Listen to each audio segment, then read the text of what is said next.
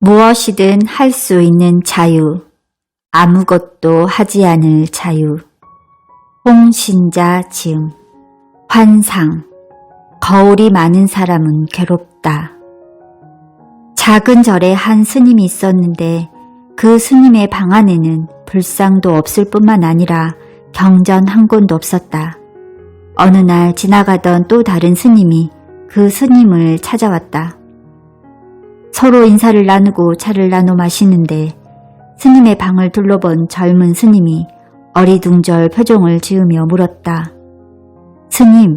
스님께서는 왜 불상을 모시지 않습니까?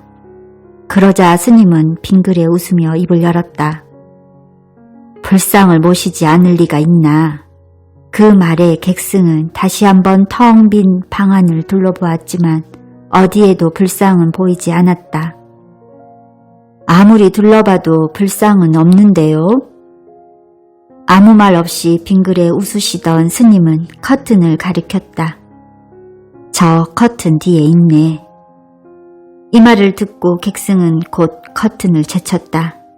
거기에는 맑고 깨끗한 거울이 하나 걸려 있었다.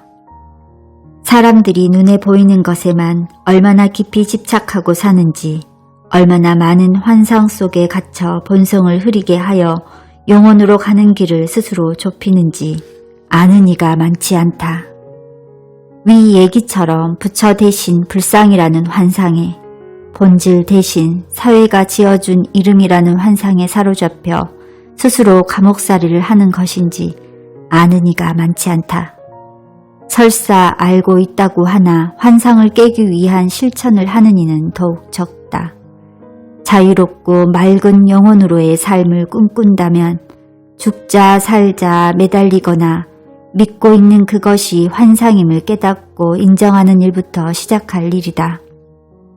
환상은 무지에서 온다. 우리는 수없이 많은 환상을 품고 산다.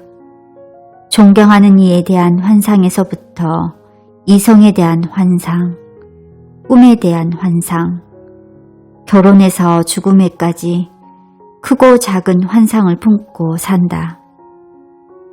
때로 환상은 복잡한 현실을 잊게 하는 달콤함을 제공한다. 하지만 환상이 달콤할수록 삶은 점차로 왜곡된다. 나는 일평생 환상에 사로잡히지 않기 위해 무던히도 애써왔다. 환상은 무생물이 아니라 뛰고 달리는 생명체다. 그들은 한순간 뒤통수를 덥석 물어버린다. 환상에 젖은 사람은 자신의 영혼의 소리를 듣지 못한다. 자신만이 아니라 주변의 사람들에게까지 환상을 전이시킨다. 환상은 바이러스다. 결국 환상에 의해 움직이기 시작하고 우리의 영혼은 신성을 잃고 오염되기 시작한다. 동시에 지구가 오염되는 것이다. TV와 신문, 잘못된 교육과 정치체제, 심지어 종교까지 환상을 제공하고 있다. 이리하여 환상은 모든 삶에 걸쳐 있다. 내게도 환상을 원하는 사람들이 종종 있다. 한 시대의 구루의 역할을 기대하는 사람들도 있었다. 최초의 여성 구루가 되는 것이 나의 사명인 것처럼 말하기도 했다. 그러나 나는 이들을 모두 한마디로 거절했다. 나는 그렇게는 살 수 없는 사람이었다. 이른바 깨달았다고 유명해진 사람들 곁에는 그를 성자처럼 보이게 하기 위해 수많은 사람들이 둘러선다. 위험한 표정과 장식, 성스러운 행동과 의상, 성자에 대한 사람들의 환상을 채워주며 그를 성자처럼 보이게 하기 위해 그들은 많은 노력과 정성을 기울인다. 어쩌면 이런 장치들이 깨달음을 효과적으로 전하기 위해 필요할지도 모른다. 깨달음을 전하는 일을 숙명으로 안고 태어난 성자들이 환상의 덧신을 살짝 싣는 것은 어쩔 수 없는 선택일 수도 있다. 때문에 나는 그 불편함을 마다않고 세상에 대한 연민으로 깨달음을 전하는 모든 스승들을 진심으로 존경한다. 그러나 나에게는 맞지 않은 일이었다. 평생 환상을 쫓아내기 위해 살아왔는데 나 스스로 그 환상이 되어 들어앉을 수는 없었다. 나는 나 자신을 너무나 잘 알고 있었다. 나를 직접 만나보고선 실망했다는 사람들도 적지 않다.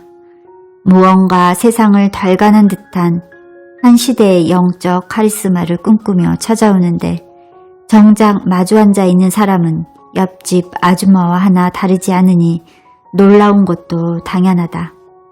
물론 알고 있다. 그들이 무엇을 원하는지.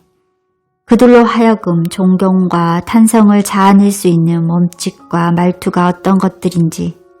그러나 내게는 어울리지 않는 역할이다. 오히려 나에 대한 환상이 깨졌다는 말을 들을 때면 할 일을 마친 것 같아 기쁘다. 그들은 어떤 명사원법을 익힌 것보다 더 큰 것을 깨우친 것이다. 환상은 깨져야 한다. 사람마다 환상을 알아차리는 속도가 다르며 환상의 종류에 따라 깨어지는 속도도 다르다. 한순간 내가 환상에 빠져 있었다는 것을 알아차리면 다음부터는 좀 더 쉬워진다. 환상에 대한 각성은 순간에 온다. 사람들은 그 순간을 쉽게 인정하려 하지 않는다.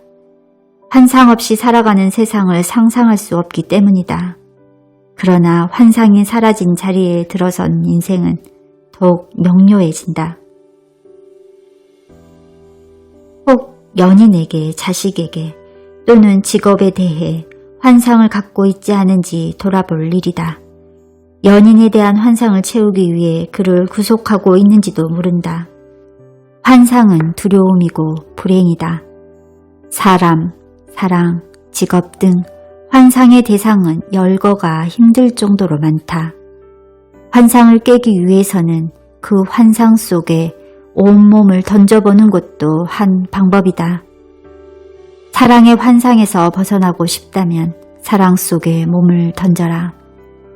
사랑의 마지막 불씨까지 녹여버릴 수 있도록 바닥까지 가본다면 환상에서 깨어날 수도 있다.